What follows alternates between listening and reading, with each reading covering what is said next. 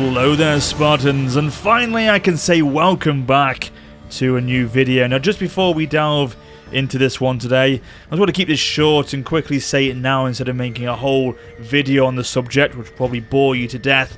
And that is to apologise for the delay in releasing any content over the last couple of months, and basically to put your minds at rest that this won't be happening again going forward. Now, I've essentially been doing a lot of behind the scenes stuff with the channel, getting it to a point where I am happy with where it is at, as well as buying new equipment like this microphone that I'm recording on today. Hopefully my voice sounds a little bit more smoother, a little bit more sexier than it did before.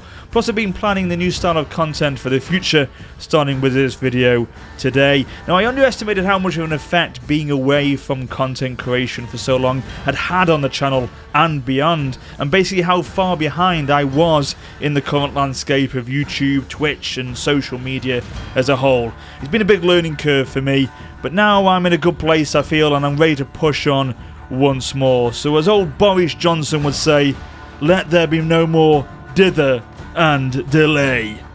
Right then, so here we go. Manor Lords is what is up today, and what better way to kick off content again on the channel than with this absolute gem. So during my absence, the developer Slavic Magic, the sole developer Mark U, released a new video around what to expect for the battle features of the game. And if the unexpected hype wasn't big enough already with this game, after this recent showcase, it has reached a new stratosphere. That is it, ladies and gentlemen. All aboard. It is full speed from here out, ladies and gentlemen. It is all aboard the hype train. But no, not enough joking around here. I know, you've got to keep this real. As much as we have all begun to build up high hopes for this game, as much as we all want it to succeed, myself most definitely included, let's keep everything in perspective. We all know where overhype gets us, but more importantly, we have to remember this is one developer who's been working on this for over 3.5 years now. Can't even imagine the possible pressures he must feel given how much exposure his game has now got and the expectations that are coming with that. And he doesn't succumb to overcommitting on things that he cannot ultimately deliver upon, trying to fit too much into the game, which in turn falls flat on its face, and then we get something half finished and nowhere near the levels we wanted from the game in the first place, as we've seen that before, haven't we? Now, even though a 2021 early access release has been sort of teased to us, and it looks like from this screenshot it could be sooner rather than later, I'm all for allowing Slavic Magic as much time as he needs to get this right, to be in a position where he can begin releasing the game in its early stages for testing to a wider audience, and then build with feedback from there in order to mould it into the game we want it to be. Given the remarkable way he not only updates and actively listens to the community for improvements and suggestions, but how he then acts upon it in a really impressive space of time, which we will touch on in today's video. It's also been very reassuring that he's investing into the design and features of the game on an already established Unreal game engine, as opposed to someone who feels it's a better idea to start entirely from scratch, which can come with a lot of issues and setbacks. So even though I'm not getting carried away with all this, it gives me great hope for what's to come. So with that in mind, let's today take a look at why the battles in Manor Lords could be extremely promising.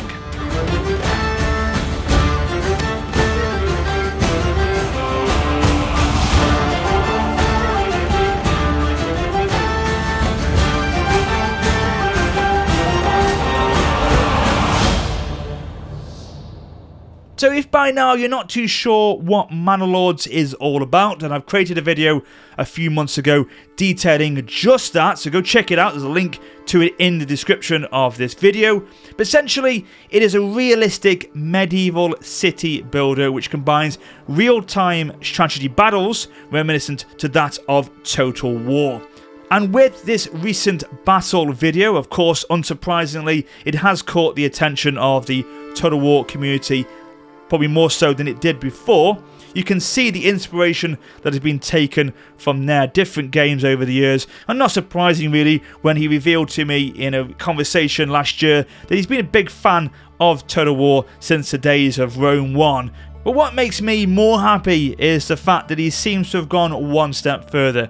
He's added in features which we'll look at to enhance the battle immersion even more, things that until now have never been included in Creative Assembly's games, and this makes me very hopeful indeed, not just because I want to see this kind of innovation in strategy games, but because it can give reason for CA to sit up and take note. Give them incentive to push their games to be better. And I don't want to put pressure on Slavic Magic here, but Total War does need competition, because really for many years they have been the monopoly in this genre. But stop right there. Let's not for 1 second think that this game nor its battles should be a direct comparison to that of Total War, because essentially Manor Lords isn't supposed to be that type of game. The fact that it is primarily a city builder and that troops for your armies will be sourced directly from your towns or hired from bands of mercenaries mean that the large epic scale battles that the Total War franchise of course is famous for will not be the same here.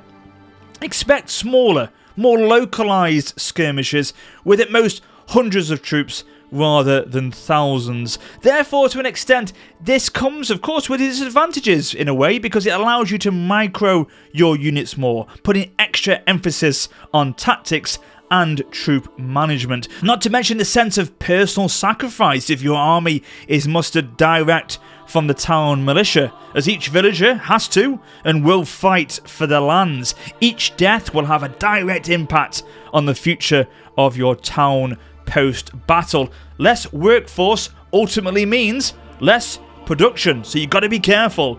The medieval theme of Manor Lords may also be perfect timing, as we seem to be entering a new resurgence in medieval era gaming across the strategy world, with titles like Age of Empires 4, Chivalry 2 and Knights of Honor 2 on the horizon, as well as the very well received Kingdom Come Deliverance that was released a few years ago, and not to mention the huge outcry from the Total War community for Medieval 3, with the last true historical title being that of Attila in 2015. And on that, it seems our prayers may be answered sooner than we thought. Yeah, I don't think that recent leak has slipped my attention.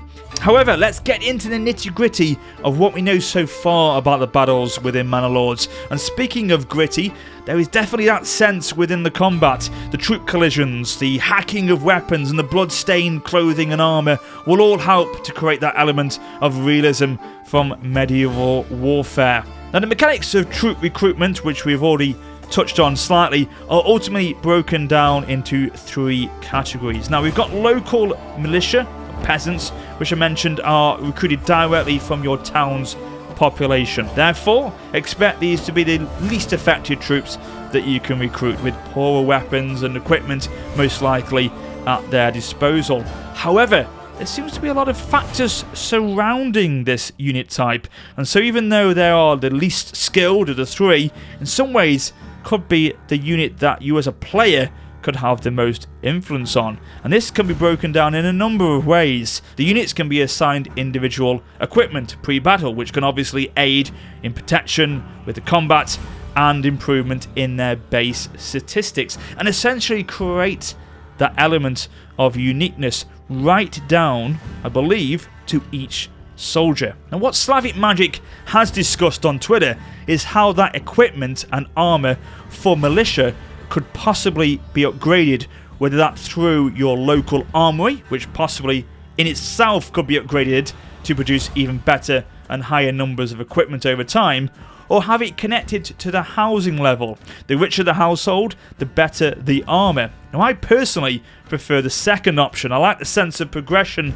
that gives you with building and managing each household in the town, and the idea that each soldier who's fighting for the lands has that ability to pay for their own equipment to their own fortunes and success. However, the community seem to prefer the first mechanic idea, which I suppose naturally fits in with this type of game a bit more.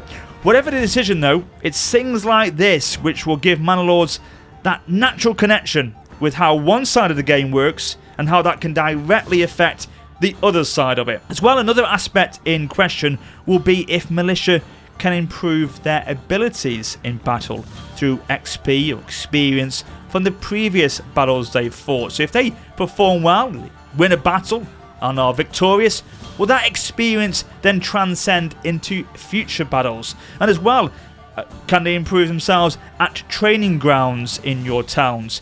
In fact, this point actually could apply to all three of the unit types possibly. The second is mercenaries. Now these are more experienced and battle hardened units. Plus if these are hired though, it will obviously eradicate the problem of losing any of your villagers in battle, and in turn not have a direct effect in your town production, because they're fine, all nicely working in your town while you've got these guys fighting your battles. However, I would imagine these units come at a higher price, and so will have to be chosen wisely as to when to recruit them. Now the recruitment pool as well and levels of availability and variation of these units is still something I believe that is unknown at this moment in time. Now the final one is Lord's Retinue.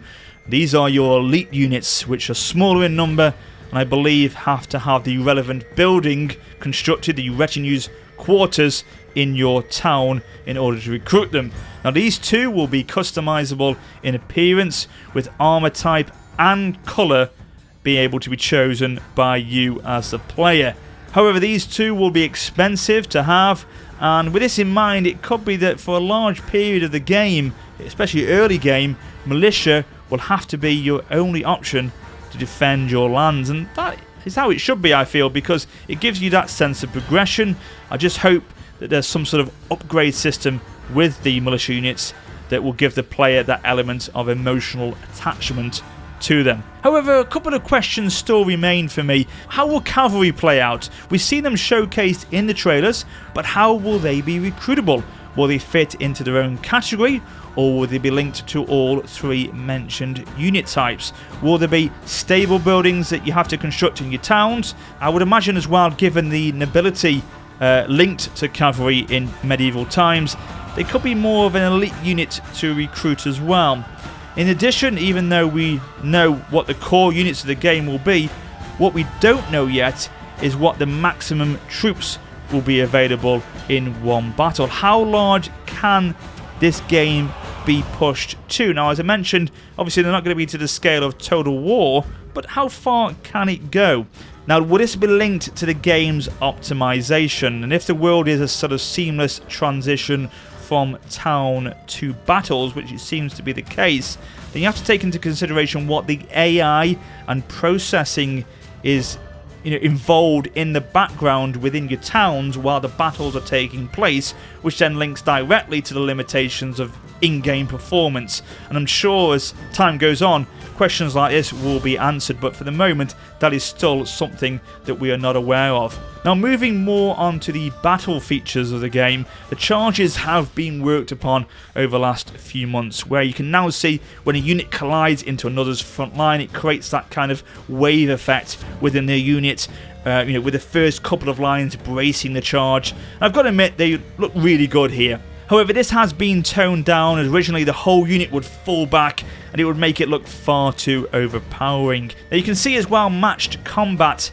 is going to be included within the battles, an element that seems to have been removed from recent Warhammer titles, which, to be honest, I do miss. The way it was implemented in Shogun 2 was fantastic, and it's great to see it here, just as long as they keep the animations to a good length between combat. I would want to see as well a little bit more variety in the animations, and what I mean by this is that you can see on occasions 2 or 3 units performing the exact same animation at exactly the same time, which can be a little bit distracting, so hopefully that can be worked upon by Slavic Magic.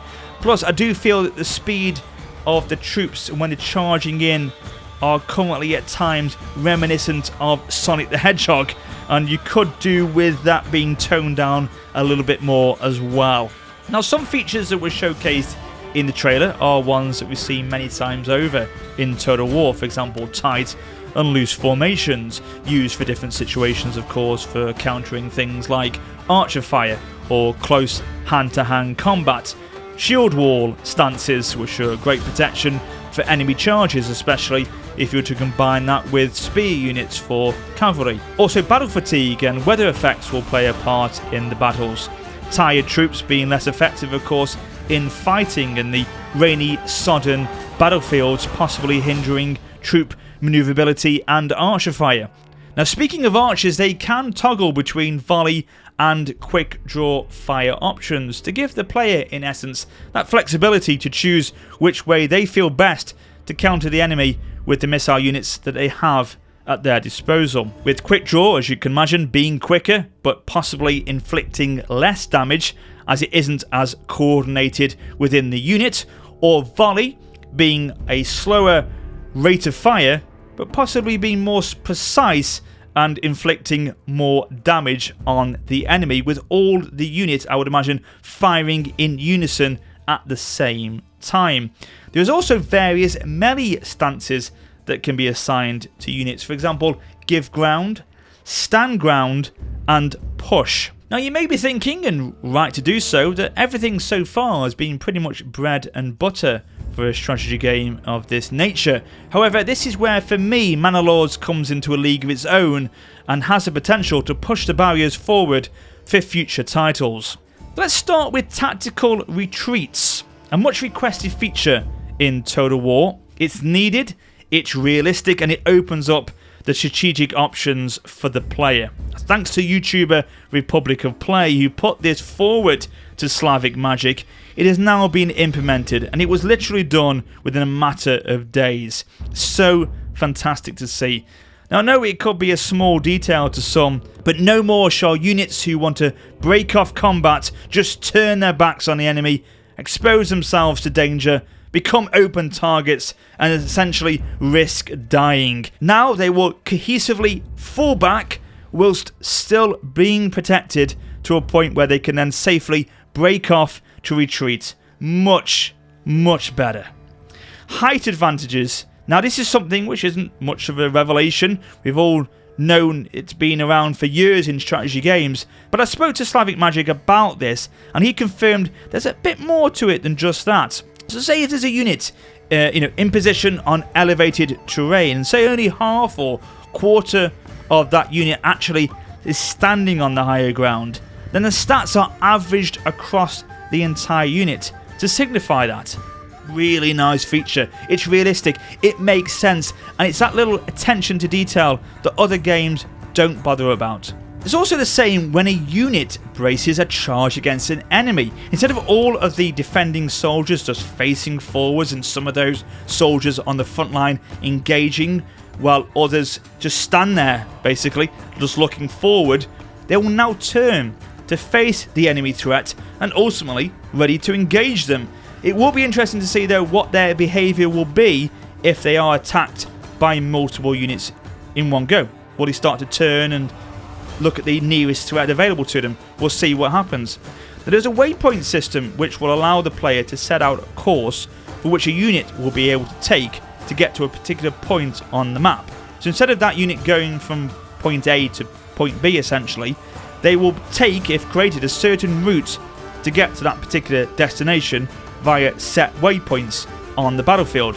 This would be pretty good. For example, say you wanted to get a unit to be protected by dense woodland while they moved to attack the enemy. Sort it out. Put a waypoint system in and they will do just that. And so that will be great for setting your course for different units on the battlefield. Now, formation dragging within Manor Lords is different to what we've seen before. Yes, of course, again, in its principle, very much recognisable to what we know already. However, it has been enhanced again. So when, say, you're dragging 3 or 4 units in a set formation, it will hold that formation when dragged, and units will dynamically adapt to continue to fit that predetermined shape. The only thing I'm not sure about is if they are predetermined shapes that you can choose or you can create ones yourself. So will the game just have its own set that you can go for, or will you be able to experiment with them and change them to your own liking? As this could have the potential to add a lot more individuality and tactical depth to the game, as you could customize a formation, for example, which would be able to counter to the enemy you're facing. You could create a shape that could aim to envelop the enemy in order to overwhelm them and ultimately destroy them in that way. So I really hope we get a lot of control with this, as it has got a lot of mileage as a feature. So that's it, ladies and gentlemen. I think I've covered pretty much everything that we know so far about Manor Lords in its battles, and of course in the previous video that I did a few months ago in the town element of the game. Now, as you can imagine, I'm really excited for the potential of this one. It has so much to offer, and possibly even more to give as development continues over the coming months. But what else could be implemented before early access? I would imagine, no doubt now, it's going to be more tweaking and testing of AI, and pathfinding will be the focus, and hopefully more reveals of bigger and bolder battles as time goes on, with, as you know, concerns for me still not being put to rest in this area. How far can the game go in this aspect? With essentially at the moment all we've seen really is 1v1 in those battle combats on the video that we've seen recently. Now, of course, if you've got any questions, be sure to put them below in the comments, and I'll try and get them sent back to Slavic Magic, or even better, go ahead and join their Discord. If you want to support the project directly, there is a Patreon page set up. Links to both of them can be again found in the video description and comment section of this video itself. Plus, I hope you've enjoyed this new format of video on the channel. There's plenty more of content like this coming over the next few weeks and months, and as more information is revealed about Manor Lords, and of course when early access is available, which as I said could be sooner rather than later, rest assured I will be there to cover it for you. So until next time, ladies and gentlemen, take care and farewell.